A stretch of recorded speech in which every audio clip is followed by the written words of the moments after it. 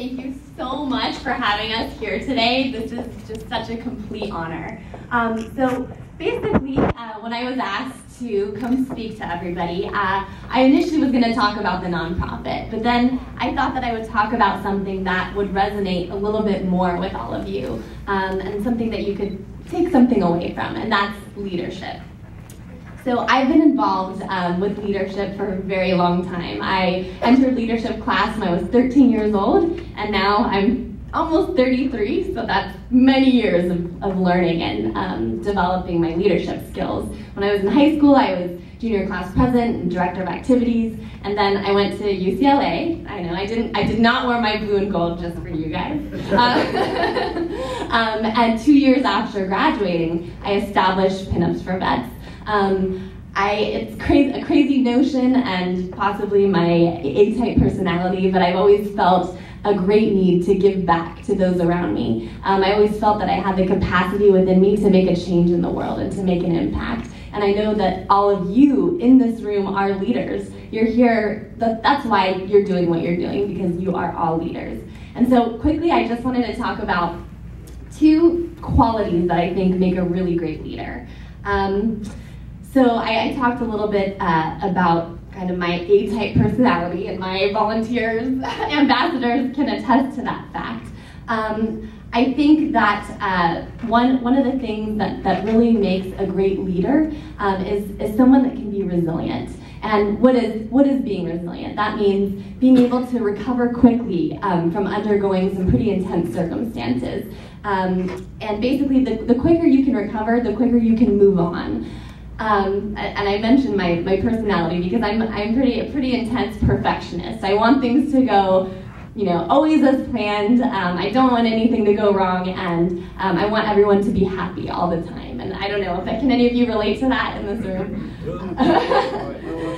But that's not life, right? That's not reality. Things always go wrong. There's always failures. And the quicker that you can kind of pick yourselves up by the bootstraps and see that doesn't define who you are. You shouldn't let your failures or things that are going wrong question your own leadership abilities. Something that I really like to do is like a visualization exercise. I kind of picture like a Google map and like double clicking out so you can kind of get a bird's eye view of the situation, and then you can have a better perspective over what happened. Let's say something didn't work out.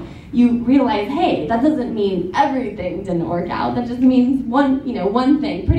For the most part, things are going pretty well. And along with being resilient, you also have to be resilient with criticism. When you guys reach a certain level of success, you will experience criticism. It just kind of comes with the territory. And there's a quote by Aristotle that I love to kind of remind myself of, and he said this. To avoid any criticism, say nothing, do nothing, and be nothing.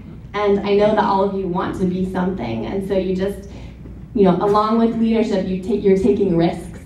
And when you take risks, you're going to experience criticism. It just kind of comes with the territory.